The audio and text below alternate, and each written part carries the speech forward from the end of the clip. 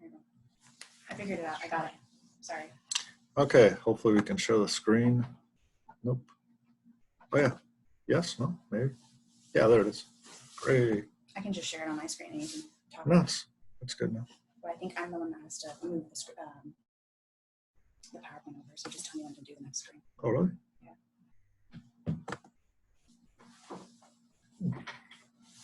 I didn't do that? No, I did it. Oh. Okay, make sure I have my microphone on. Can you guys hear me?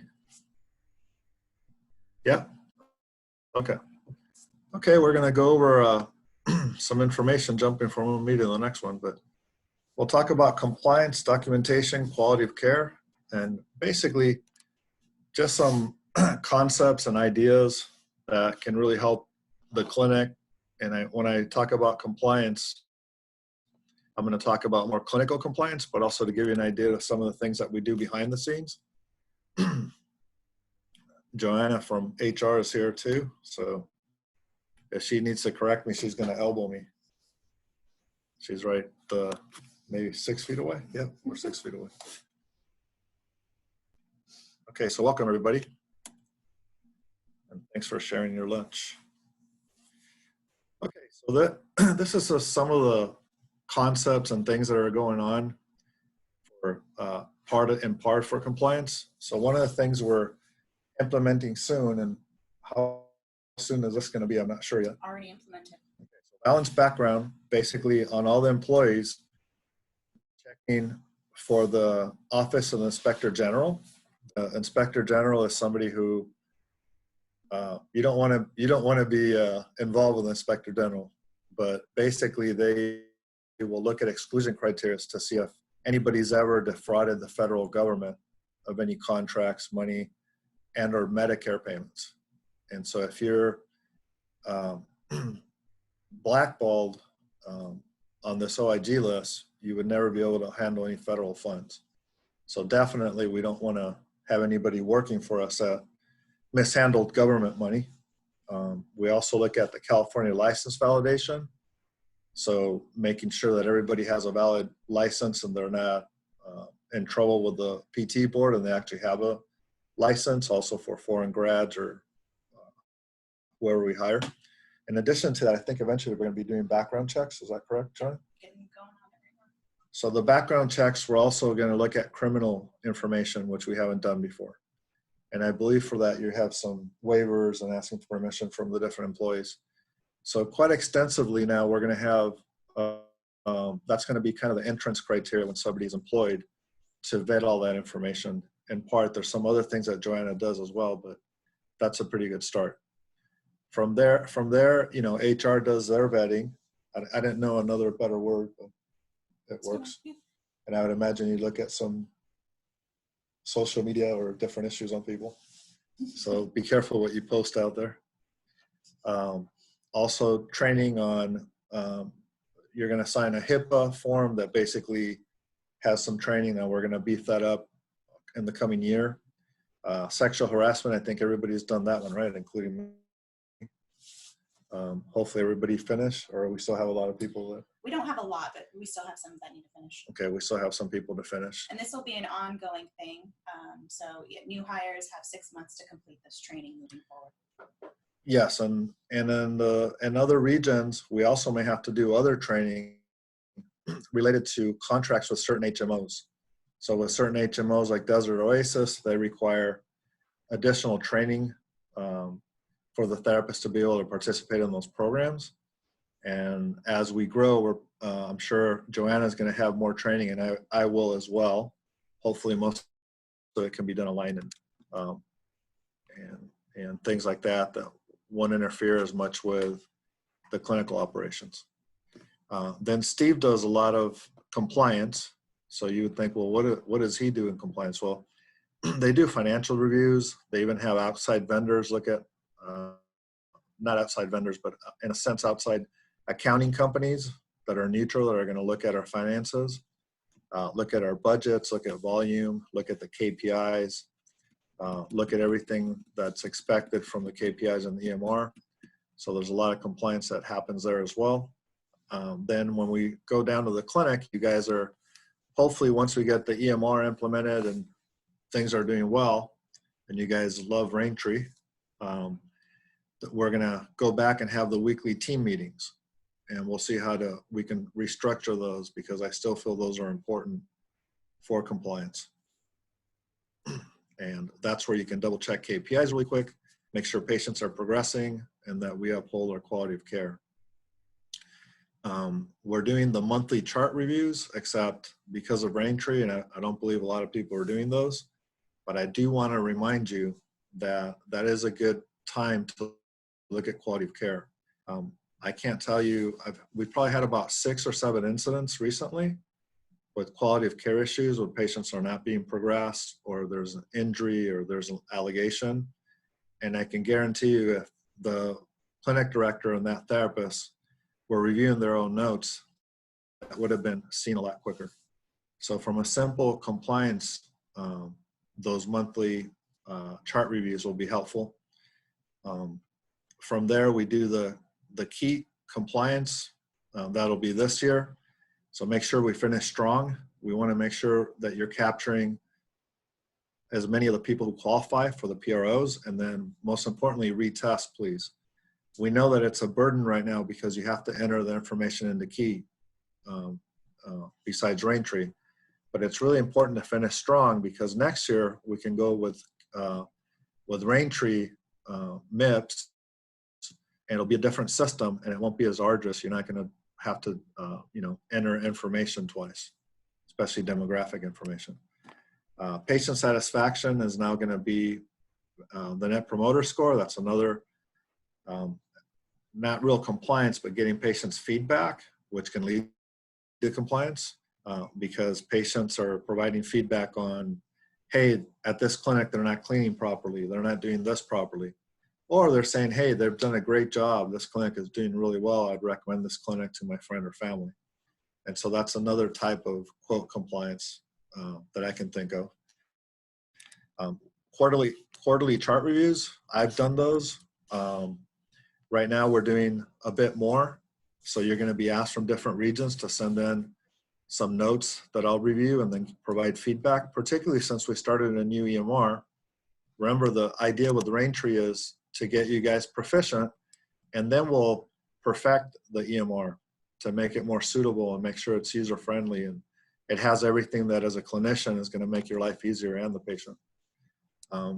And then reporting back all that information, going back to Steve, CFO, making sure that all that information gets to Steve and he's able to readily dissect that information. And then yearly internal audit, that was done recently for 220. And you guys have had the results of those findings. Now that we have a new EMR, some of those things are actually taken care of, which is really nice. Raintree has helped us to comply more from a clinical sense. And as we develop the templates further and we massage the templates and make them more friendly for what you guys need and have input from all the clinicians, we can even make that more robust. And that's going to be very helpful. And then we have a yearly audit that has just been completed. And so, for example, tomorrow I have a meeting with our attorney, our compliance attorney, who's Jana Holloway, that you guys have met before. I think a lot of you guys have met. And I'm going to meet with Nancy Beckley, and we're going to go through.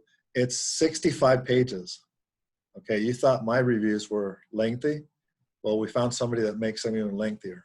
So we have 65 pages of an external audit that was done to look at compliance. And again, the really nice thing about it is I've looked at the audit, and I'm not going to give away the final findings because we'll present it to the CDs and to the clinic director soon after we go through with, I'll have Nancy actually do a PowerPoint with you guys. But the nice thing again is that Raintree already eliminated several things that were found under the compliance review by Nancy Beckley. So that's going to be really nice. So Raintree is really going to help us increase compliance from a clinical standpoint. Okay, so MIPS, we talked about that. We don't have to spend a lot of time, but I just really would like urge you guys that this is a very important year, because if we don't meet our MIPS compliance this year and we don't show that we've done well and some of the patients improved, we're not going to get a positive rate. We'll be deducted money from Medicare, and the sum, even though we only do 15%, you're talking approximately $180,000 penalty. So I urge you guys to really finish strong. I know it's a little bit more difficult, but I also challenge you to use different avenues. You know, there's a third avenue too. Let's say a patient, you forgot to get a PRO on a patient.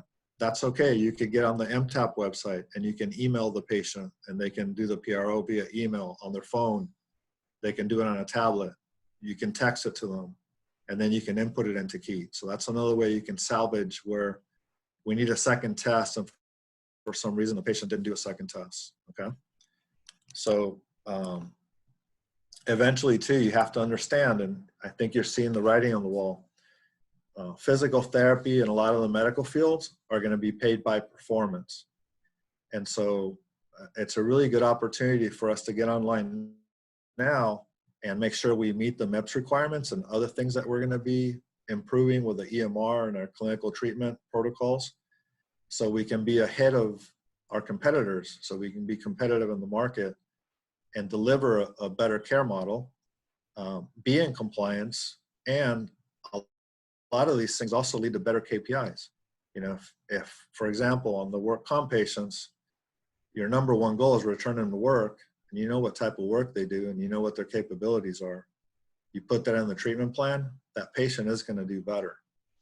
Okay, if you take some of those functional goals from Medicare and you make them a priority on your goals instead of range of motion and pain and things that really Medicare doesn't care about, you're probably not going to get as good outcome, and you're not going to be in compliance. And so the beautiful thing about compliance, outcomes, and even profitability, the KPIs, they're all interjected to provide high quality. And if we do that, we can't go wrong, and you're going to get a nice net promoter score as well. Sorry, I have to move the slide presentation. All right, so quality of care, we want to make sure we measure baseline, because if you don't know where to start with a yardstick, you don't know where you're going. You don't know really what you're doing on your treatment plan.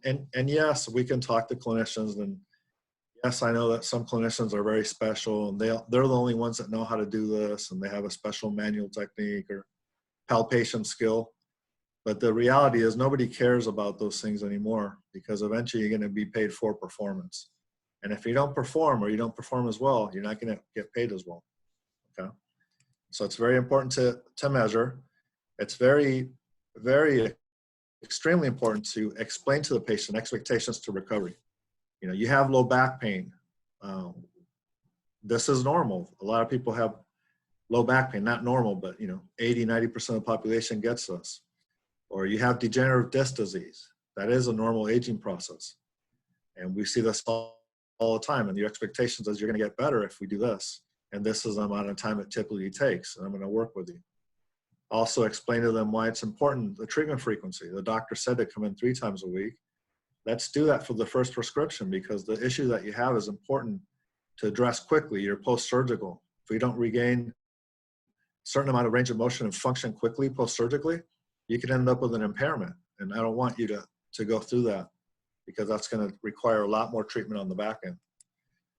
We want to follow evidence-based. If we follow evidence-based, we typically are going to have better outcomes because they're reproducible, right? And you can educate patients with that information. You want to provide measurable doses of exercise and manual.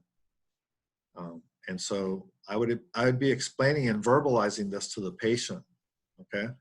And in similar fashion, I would verbalize and communicate frequently about COVID. You know, that's another compliance. You know, I just got off the phone on 3 COVID cases on different questions. I've been speaking with the health department, and if patients don't feel safe, you're going to have a higher cancellation and no-show rate. So, you know, if your back is to the patient and you're dogging notes on the computer and you don't seem to be paying attention, You're not telling them, hey, I'm going to be 6 feet away. This other patient's over here. Let's wait until you're done with that equipment until I put you over here. They see you cleaning and you explain, I'm cleaning because we clean frequently.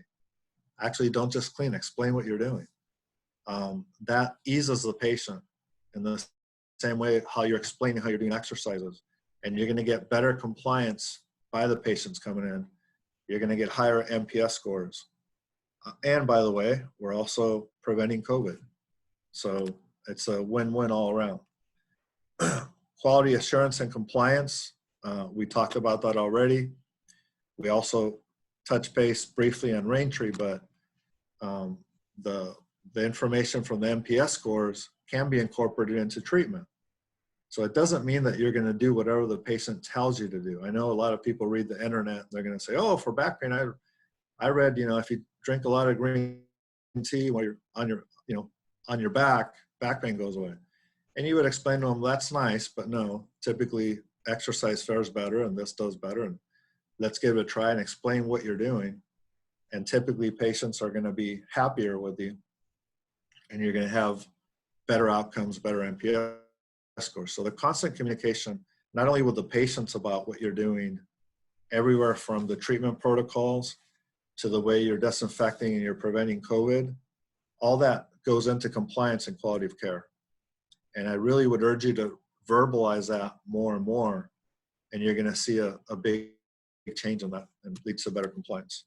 From there, if we don't have customer satisfaction, we could be talking about quality of care and outcomes, and I could publish 100 research papers. And it doesn't matter at the end of the day if we don't have repeat customers, So that's what we want to create. We want to create an environment where people feel safe. They know that we have their best interests in mind. We not only want to say that we deliver high quality of care, we actually want to do it, document it, and prove it. And we're going to do that through research. But you want to have constant engagement with patients. And the beauty about it is now the day that we have so much electronic communication, and now we're really fortunate to use Raintree, we should be able to engage that patient more. Once you guys are able to master Raintree, we have better templates and we helped most of the needs to make life easier for you and the patient. I would challenge you to start looking at asynchronous communication. Make sure we are able to send the home program on the app, right? Make sure that you communicate with the patient more frequently, that things are automated. We can send videos to the patients. We have a lot of that set up on the MTAP website, and eventually we will hopefully put that into Raintree.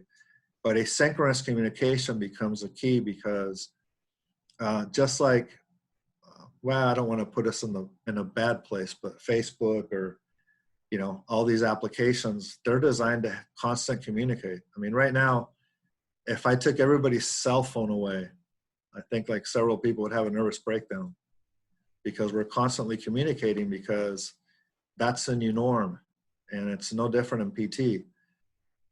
We want to provide education. We want to communicate so you have a good rapport and you have that patient-centered care approach. And now with the new technology, with the application on the phone, the home programs, the videos, education, we can send outcome measures for them to do and so forth. So treatment is not only in the clinic. Remember in the old days, we used to say, hey, 3 times a week is not enough. You have to do your home program. I want you to do aerobic conditioning every day in addition to your treatment. And it's the same here. The more we're engaged with the patient and we're doing a good job and you're providing high quality of care, then you're going to have repeat customers, and that's what we want to strive for. All right. So obviously we want to focus on finishing Raintree, and then we want to address all the capabilities and make sure that we use Raintree to the fullest. That in turn is going to help compliance, quality of care. We're going to continue to further develop our outcome tools. So right now we have all those PROs. You can also print reports. Unfortunately, it's not synced into Raintree. So there's going to be a period of time where if you want to print the report for last Westry, comparing one report to the other and do a bar graph, you're going to have to do it on the MTAP website and then place that information into Raintree. But eventually, hopefully, that'll be connected, and that's going to be great because you can put all the information in your plan of care, you can educate the patient better, and it's going to allow us to do a lot more things. Again, we want to use the EMR to help guide some of the treatment approaches and focus on patient education and constant engagement so we have retention. So that's another thing that we're going to do over time.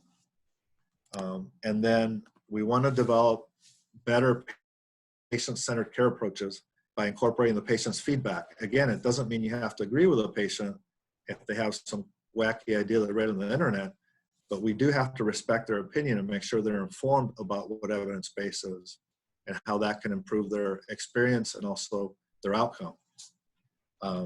So, you know, if a patient likes Pilates as a form of exercise and you have them stable, well, I would urge you to listen to the patient at that point and let them do Pilates. You know, any function that they do is going to help with their back pain long term. And a lot of different concepts, right? On the other hand, if a patient insists that they want a hot pack on their knee every time they come in to warm up, that's something that I would tell the patient that's not something that we would do, because the number one lawsuit, number one issue is burning somebody's extremity with a hot pack. So those are the ways that you could approach some of those educational things. I'm sure you can do it a lot better than I can. So, and then, you know, you want to guide the patient and put some of their preferences, education into the plan of care. And that's going to contribute to better engagement with the patient and that repeat customer concept. Okay, so in conclusion, I would continue to use the data, learn, evaluate, educate the staff and the patients. We want to educate the value of physical therapy and occupational therapy with all our clientele and patients and healthcare providers. We're going to analyze KPI and documentation, make sure that is compliant. And then we want to try to continue to implement a full compliance plan in 2021, this coming year, which hopefully will be our post-COVID year. Hopefully it'll be a lot better than 2020. And we want to place spine and sport at a competitive advantage with published efficient treatment methods and superior outcomes. We want to be better, and we want to document that we're better. And, you know, all this in turn will lead to customer satisfaction, and it'll repeat to happy customers. So I hope this gives you an idea how compliance and quality of care and even profitability can tie together. Any questions?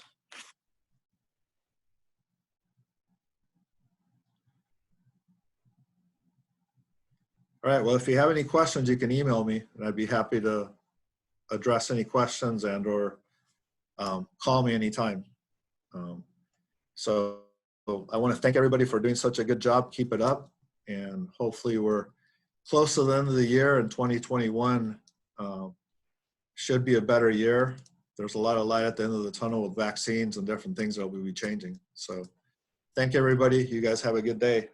Good rest of the afternoon. Thank you. Thank you.